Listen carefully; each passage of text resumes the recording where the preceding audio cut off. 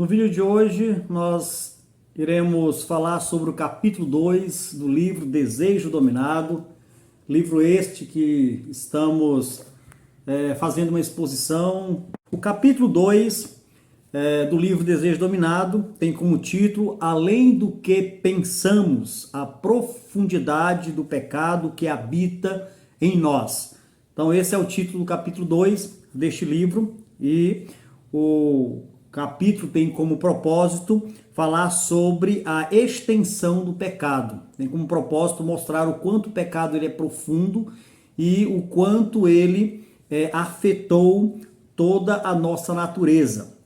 De maneira que o pecado em nossas vidas, ele não é somente uma experiência isolada. O Genuan ele nos apresenta essa argumentação de que o pecado não é apenas uma experiência isolada, nem mesmo um privilégio de poucos ou mesmo da maioria. Pelo contrário, o pecado ele não é uma exceção. Não existe qualquer pessoa que porventura não tenha sido afetado com o pecado e como ele levou a humanidade à queda. Então, o capítulo tem como propósito mostrar exatamente isso, a profundidade, a extensão do pecado na natureza humana e como ele afetou o ser humano em toda a sua estrutura, não somente física, mas também quanto à vontade, à razão, e o intelecto. Então nós veremos isso no capítulo 2 do livro Desejo Dominado. Inicialmente o pastor Genuan Lira, ele vai trabalhar sobre a perspectiva do pecado no Antigo Testamento. No Antigo Testamento, a ênfase recai sobre os atos de pecado com foco na motivação interna, com foco naquilo que está no coração, que levou o indivíduo a praticar certos atos de pecado. No entanto, a ênfase sempre vai recair sobre o ato praticado, embora haja um foco na motivação que levou tal ato a ser praticado. E aí ele apresenta alguns argumentos. O primeiro argumento que ele apresenta que é o argumento do homicídio. Aí ele cita Deuteronômio 3, ou melhor, ele cita Deuteronômio 4 e 42. Essa passagem vai falar sobre homicídios que eram cometidos e que os criminosos, ao cometerem algum crime, eles poderiam se refugiar nas cidades refúgio, que serviam como uma espécie aí de proteção até que o seu ato pudesse ser julgado pelo sacerdote, julgado aí pelo o jurista, e então assim ser declarado inocente ou culpado. Então ele vai mostrar de que o benefício da cidade refúgio não deveria estar disponível para o criminoso que teve a intenção de matar. Então, o texto aqui, apresentado por Genuan, embora o foco seja no ato cometido, no tirar a vida de alguém, mesmo o foco estando, a ênfase, melhor dizendo, estando sobre o ato cometido de se tirar a vida de alguém, o texto de Deuteronômio 4:42 vai mostrar de que esse ato praticado em tirar a vida de alguém não deveria ser, a motivação não deveria ser o ódio, a motivação não deveria ser a ira, contida, guardada, armazenada ali no coração. Se caso o crime fosse cometido por uma motivação de ódio, então as cidades refúgios, o benefício desse lugar não deveria estar disponível para os criminosos. Um outro exemplo que ele cita aqui é o exemplo dos 10 mandamentos, mostrando de que a ênfase, embora recaia sobre o ato cometido, mas também a motivação estava em foco, aí estava em evidência em tal ato cometido. Aí ele cita o 10º mandamento, ali em Êxodo 20:17, então ele cita essa passagem, Genuan cita essa passagem, mostrando de que aqui tem uma indicação nesse mandamento, de não cobiçar, tem a indicação de que para Deus o que ocorre no coração é tão importante quanto o que se manifesta nas ações. Então, neste caso, o pecado de cobiça está em pé de igualdade com o ato de assassinar uma pessoa. Então, nós temos aqui, inicialmente, esses dois argumentos, mostrando de que, embora há uma ênfase maior no ato cometido, no pecado praticado, mas também há um foco, né, há uma implicação na motivação que levou tal ato a ser cometido. Um verbo que ele vai utilizar também como argumento é o verbo racham.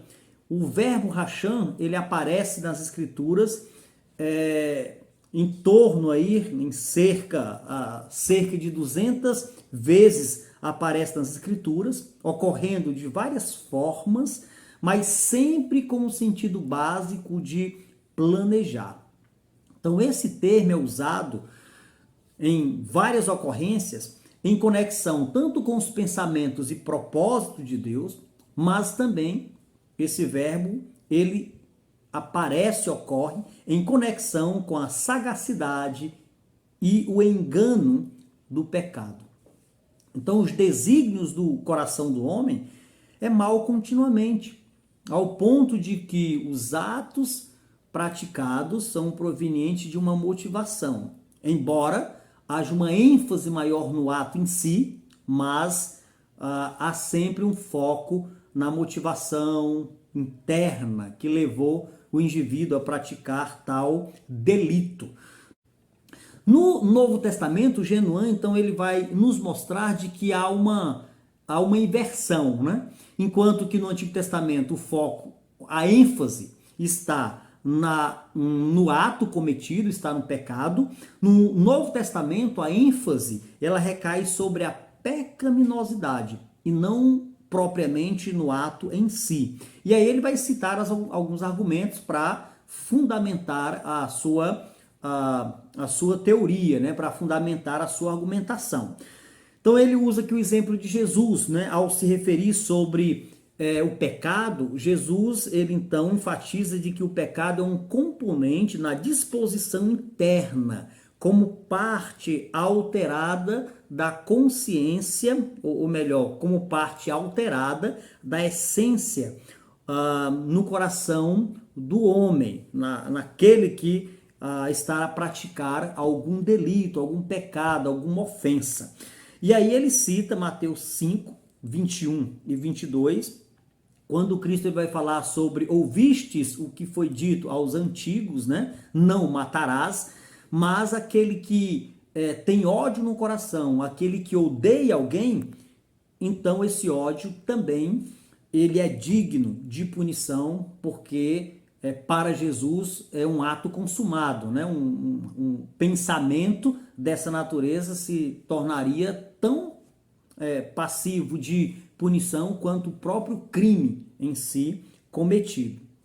Ele cita uma outra passagem de Mateus 5, 27 a 28, ainda quando Jesus vai falar sobre o adultério.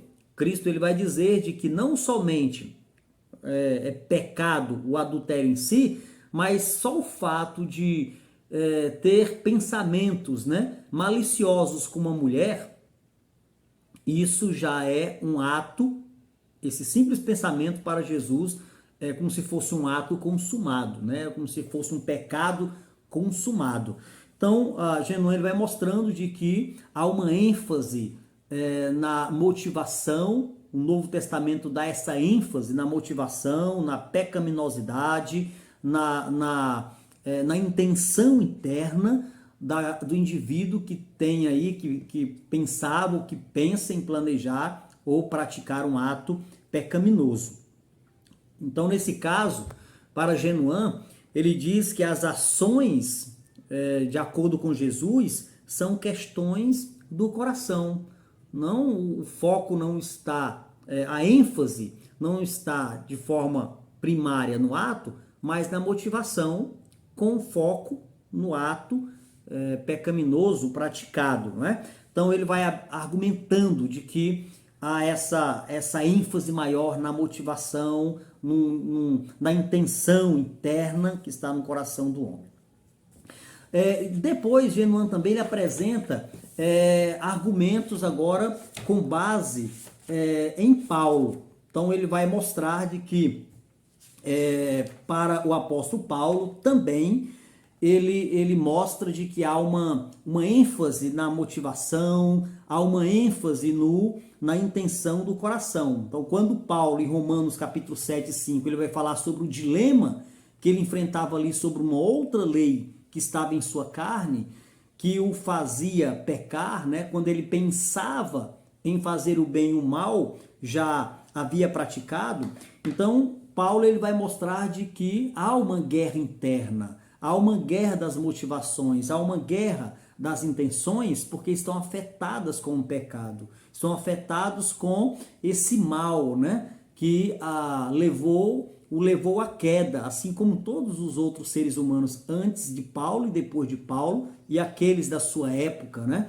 Então ele vai mostrando aqui esse argumento paulino em Romanos capítulo 7, versículo 5, Romanos 7, versículo 23, para mostrar de que o pecado ele está enraizado, né? Está aí impregnado, não somente nos atos em si, mas também está impregnado, está aí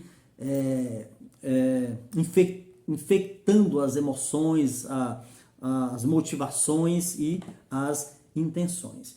Então o homem ele é incapaz de escapar da contaminação do pecado. O Genuan ele diz isso, dado o fato de que tanto os atos são provenientes de uma pecaminosidade, como também as motivações estão afetadas com o pecado. Genuan ele também diz que a questão do pecado, né, decorre daí então a doutrina da depravação total. Então ele vai dizer que o conceito teológico da depravação total tem como base esses ensinos, não de que o homem ele não seja capaz de praticar atos louváveis. Genuan então ele vai dizer que a depravação total não seria isso, mas esses ensinos que nós vemos, tanto no Antigo Testamento quanto no Novo Testamento, daí decorre então a doutrina da depravação total. E estão simplesmente de maneira tal que simplesmente o homem ele não pode escapar disso por si mesmo, né? E também isso não significa que ele não seja capaz de realizar atos louváveis. O homem não regenerado faz suas obras por motivos impróprios, embora tenha um desejo de fazer de forma honrável, louvável e pelos motivos certos, mas por conta da natureza afetada pelo pecado, até mesmo as boas obras, elas são realizadas por motivos impróprios. A razão é que seus atos não fluem do perfeito amor de Deus, diz Genuan, nem são feitos primeiramente e exclusivamente para a sua glória. Por isso, apesar de praticarem atos recomendáveis, os seus motivos, né, os motivos são errados e assim comprometem todas as ações, as boas obras e o comportamento do homem. Então, eis a razão, né, que Genuan diz por que o homem não consegue ter uma mudança em sua moralidade à parte de Deus, porque não há nenhum que faça o bem, não há nenhum sequer. Ele cita então Romanos 3 e 12. A total depravação significa que o homem ele é incapaz de livrar-se do pecado por si mesmo. Ele é incapaz de mudar aquilo que danifica, aquilo que prejudica, aquilo que traz prejuízo, não somente para si mesmo, mas também para aqueles que convivem com ele. O homem ele é inseparável do seu pecado, afirma aqui Genuan neste capítulo. Então, a profundidade do pecado Genuan diz que contaminou todo o homem e de maneira tal que o homem por inteiro, em toda a sua extensão do ser, foi afetado por este grande mal. E aí podemos afirmar que o pecado afetou tudo em nós. O pecado, ele contamina o nosso corpo. O pecado, ele também contaminou os feitos, né, e as obras, boas obras que nós realizamos. De maneira tal que a nossa mente, a nossa razão, as nossas emoções, a nossa vontade estão todas afetadas pelo pecado.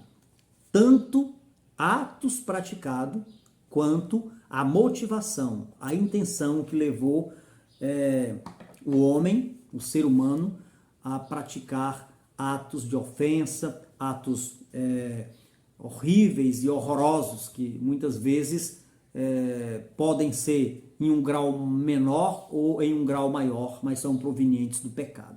Então, no capítulo 2, nós vamos ter esse ensino que Genuan nos traz, mostrando de que o pecado, ele alcançou toda a natureza humana, alcançou todo o corpo físico do homem, mas também alcançou a sua razão, a sua vontade, alcançou a sua mente, as suas emoções, e dessa maneira contaminou o homem completamente, que a parte de Deus, ele não pode livrar-se desse mal tão profundo, tão imenso, tão terrível em sua vida.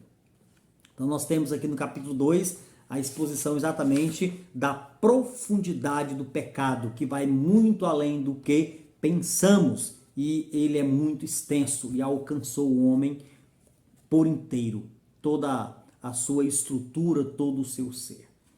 Muito bem, queremos deixar aqui a nossa exposição do capítulo 2 desta semana e queremos animá-lo a continuar lendo essa obra, a continuar nos seguindo aqui pelo canal, o nosso canal no YouTube, dessa maneira poder também fazer essas observações e dessa maneira a sua vida ser edificada e trazer aí muitos benefícios, né, para você, para sua família, para sua igreja. É um livro excelente e eu quero continuar aqui indicando esse material para que você possa ter em sua biblioteca, também usar para a escola dominical, devocional, né, em casa, com a família e um estudo pessoal. Então, quero deixar a minha dica mais uma vez e que Deus possa te abençoar na leitura deste material que é excelente.